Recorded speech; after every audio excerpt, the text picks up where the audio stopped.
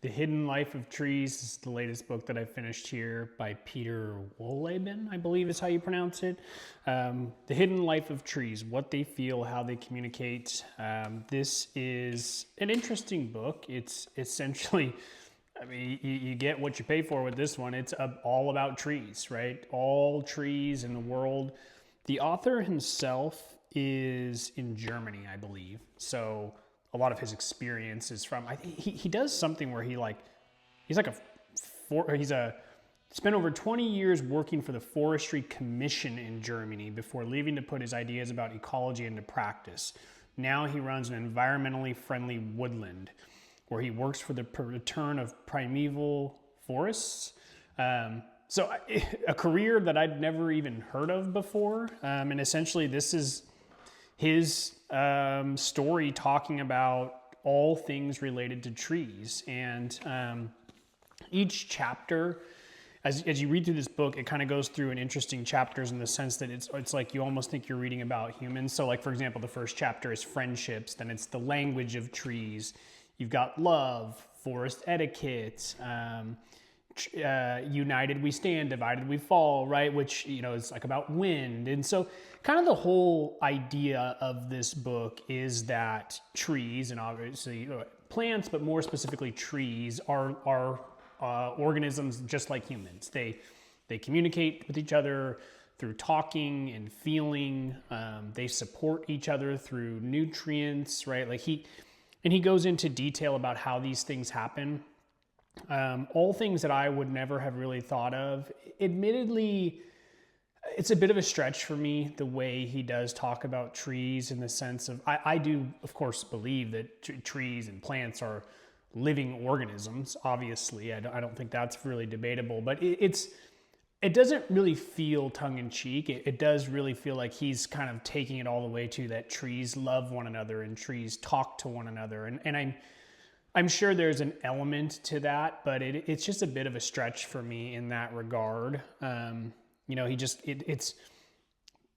kind of goes, for me personally, it just goes a little too far in some of those degrees. But there are, of course, interesting things. Like it does get into the science of how trees protect each other from wind, as an example, and you see this, right? I live on a green belt where, you know, trees that are grouped together do things with wind and kind of sway in a wind in a way that almost like they all kind of take it together and disperse the energy together.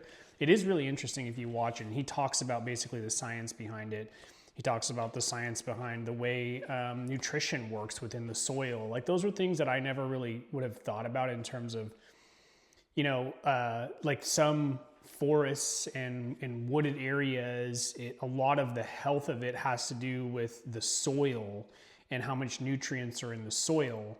And I guess, I don't know, when you're walking through a forest, you just sort of think like, oh, rain, maybe photosynthesis, but it's just like, there's a lot more that goes into it. And so an interesting book in that sense, but like I said, a bit of a reach for me in a lot of different places. My criticism with books like this, and I've read a lot of these books, is it goes, what I would like to see from books like this is more of a focus, right? So more on a specific tree or a specific family of trees or a specific area. I just think when you go this broad for someone who's not in the field, right, it just becomes hard to learn. And that's the way I felt with reading a book like this. Like, there's no major takeaway that I have because it's so broad. I would have enjoyed it more if, for example, you know, I'm in the United States, in the Northwest, if it were talking about Douglas firs, or maybe just specifics, maybe 5 sets of trees or something. Like, when you go this broad and it's all trees, it just, for me, it's hard to get big takeaways on that. You know, the other thing with books like this, another kind of criticism that I have, is that I really feel like books like this, particularly like science books that on animals, they could benefit so much from well-used pictures. This book has a few pictures in it, but you know, a lot of books miss on this, and this is one where I thought too, like, show me the specific tree you're talking about. Give me an example of what you're talking about, and it'll help me connect the dots. Because to the uninitiated, this is such an abstract topic, and I I feel like that's such a miss on books like this. I feel like it would go so much further if it were able to immediately help me get a picture and understand what I'm reading and connect the dots. So yeah, that's my criticism of books like these.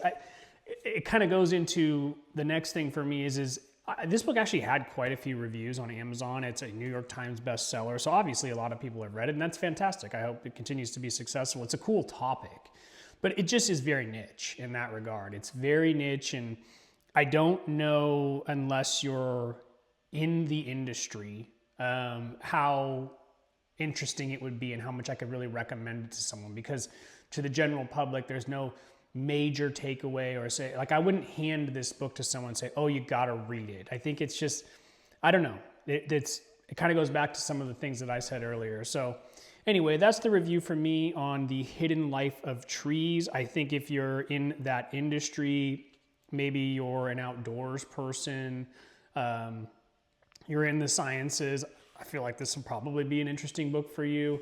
Still kind of an interesting book in general, but like I said, just too broad, not enough takeaways. So that's the review on The Hidden Life of Trees for me. Thanks for watching.